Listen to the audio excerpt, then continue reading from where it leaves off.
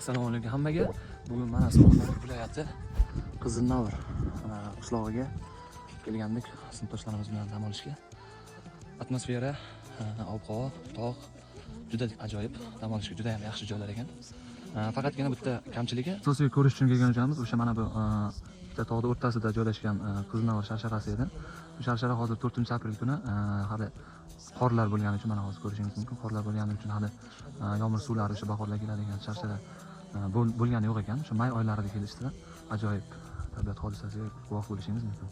Lekin bugungi bo'lib o'tgan bizda sayohatimiz 2-3 soat bosib kelgan charchoqlarimiz bu yerda kelib ko'rishga arziydi.